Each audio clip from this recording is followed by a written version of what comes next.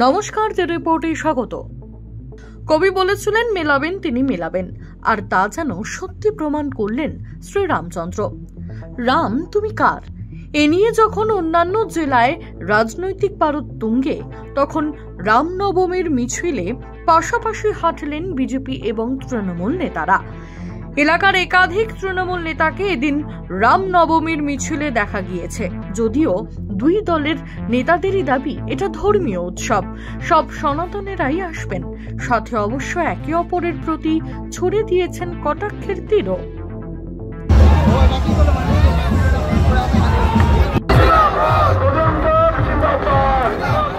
সারা রাজ্যের পাশাপাশি এদিন মালদহ জেলার হরিশ্চন্দ্রপুর সদর এলাকায় এক বর্ণাঢ্য শোভাযাত্রার আয়োজন করেছে বজরং দল, যে মিছিলে একই সঙ্গে পা মিলিয়েছে হরিশ্চন্দ্রপুর ১ নম্বর ব্লকের আইএনটিটিইউসির সভাপতি সাহেব দাস, পঞ্চায়েত সমিতির সদস্য বাবলু কর্মকার, সাগর দাস, যুব সমিতির অভিজিৎ দাস, অঞ্চল সভাপতি সঞ্জীব গুপ্তা সহ একাধিক স্থানীয় তৃণমূল নেতৃত্ব।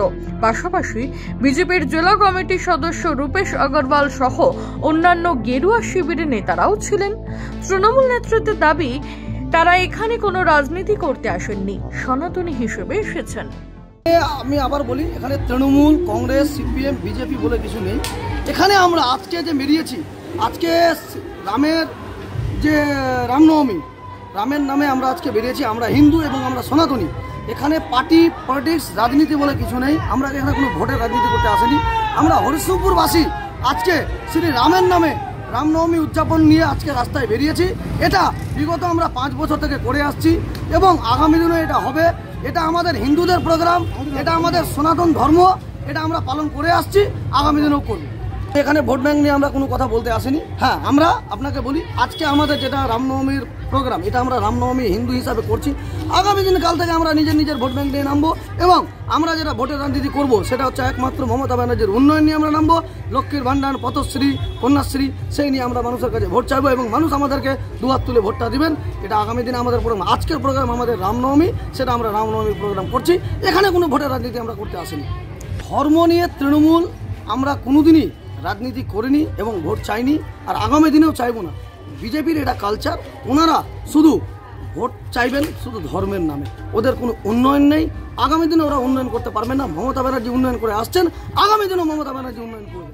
যদিও পাল্টা বিজেপির দাবি সামনেই ভোট, তাই রাজনীতি করতে তৃণমূল এখানে এসেছে। দেখুন, আমি তো একজন সনাতনী। সব থেকে প্রথম কথা হলো আমি একজন সনাতনী। এটা হচ্ছে রামনবমীর মিছিল, প্রসিদ্ধ মর্যাদা রাম, যার উপর সমস্ত হিন্দুদের, সমস্ত সনাতনী ধর্মাবলম্বীদের আস্থা আছে। এবং যারা যদি মনে করে যে রামের নামের উপর আস্থা নেই, তো রাম নাম জব শোনাবে ভূত পিশাচ দুর্ভাগে, তো সেই রকম দেখা গেছে যে রামের ধ্বনি শুনে আমাদের মাননীয়াকে ভাবতে দেখা গেছিল। আমাদের কানে আমরা রামের উপর বিশ্বাস করি এবং রাম শব্দের উপর এতটা ভরসা আছে এবং এতটা শক্তি আছে যে মাননীয়া আজ রামনবমীর ছুটি দিতে বাধ্য হয়েছে। এই ছুটি উনি কোনোদিন দেননি, ওনাকে বাধ্য হয়েছে তৃণমূলের নেতা কর্মীদেরকে রামনবমীর মিছিলে হাঁটতে গিয়ে বাধ্য করা হয়েছে।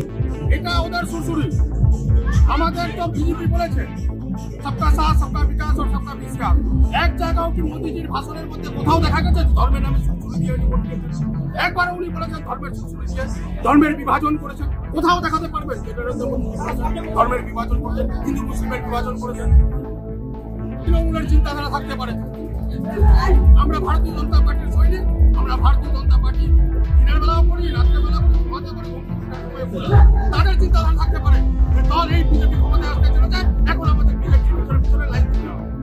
রামনবমীর মিছিল নিয়ে শুরু হয়েছে রাজনৈতিক চর্চা।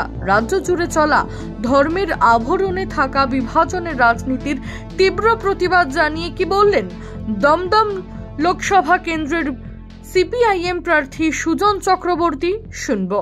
রামনবমী, তাকে কেন্দ্র করে কতগুলো এমন পরিবেশ তৈরি করার চেষ্টা হচ্ছে বলে বোঝা যাচ্ছে, যেটা খুব বেঠিক, বিপজ্জনক এবং খারাপ। আমাদের রাজ্যে সব কখনো ছিল না। মমতা ব্যানার্জি মুখ্যমন্ত্রী হওয়ার পর এবং তারপর বিশেষ করে তার পিছন বিজেপিকে যেভাবে টেনে আনা হয়েছে, একটা কোথাও যেন বিভাজনের রাজনীতি, উস্কানি পারস্পরিক একটা বিরোধের রাজনীতি, এটা কখনোই মেনে নেওয়া যায় না, এটা বিপজ্জনক। এটা বাংলার মানুষ কখনো সহ্য করেনি। আগে কখনো পশ্চিমবাংলায় এই জিনিস ছিল। প্রত্যেকটি মানুষের নিজস্ব বিশ্বাস, ধর্ম পালন, উৎসব, তার অধিকার আছে। উৎসবের একটা স্বাভাবিক সহজাত প্রক্রিয়াও আছে। কিন্তু সাম্প্রতিক সময়ে যা আমাদের রাজ্যে ছিল না, এরকমভাবে উৎসব যেন তৈরি করা হচ্ছে যার লক্ষ্য আসলে বিভাজন করা। বিভাজন করার মনোভাব থেকেও কি উৎসব? রামনবমী অতএব পাল্টা রামনবমী এসব তো ছিল না পশ্চিমবাংলায়। ফলে যেভাবে আমরা গত বছর দেখেছি, অথবা এবছরেও আমরা যেভাবে গত কদিন ধরে দেখছি, মুখ্যমন্ত্রী যা বলছেন তার মধ্যে উস্কানি আছে, প্রধানমন্ত্রী যা বলছেন তার মধ্যে উস্কানি। রামনবমী তাকে কেন্দ্র করে কি কোনো একটা কুটিল চক্রান্তের প্রচেষ্টা হচ্ছে? কখনো চলতে পারে না, মেনে নেওয়া যাবে না। সতর্ক থাকুন, সজাগ থাকুন। উৎসবের নাম করে যেন বিষ ঢেলে দেবার ব্যবস্থা করার সুযোগ কেউ না পায়। মানুষের যার যার বিশ্বাস তার, অধিকার তার, এবং সমস্ত কিছু মিলিয়ে বিচার ব্যবস্থা তারা যখন কোনো মত দেয়, সেই মতের বাইরে কারোর চলা যাবে না, চলতে পারে না। কোনো রকমের উস্কানি বরদাস্ত করা বাংলার মানুষ করবে না। এটা প্রধানমন্ত্রী মনে করুন আর মুখ্যমন্ত্রী মনে করুন, বাংলার মানুষ কোনো উস্কানিতে পা দিতে রাজি হবেন না। সবাই সজাগ থাকবেন, সতর্ক থাকবেন, সচেতন থাকবেন। আমাদের একটাই আবেদন, যার যার বিশ্বাস তার, যেন বিশ্বাসকে কেন্দ্র করে কোনো রকমের বিভাজন আমাদের কেউ তাদের। মালদা থেকে তানুজ্জান, দ্য রিপোর্ট। সমস্ত খবরের আপডেট পেতে লাইক করে সাবস্ক্রাইব করুন দ্য রিপোর্ট চ্যানেলটি। সেই সঙ্গে বেল বাটন প্রেস করতে ভুলবেন না। আপনাদের একটা সাবস্ক্রিপশন আমাদের জন্য অত্যন্ত মূল্যবান। জয় হিন্দ।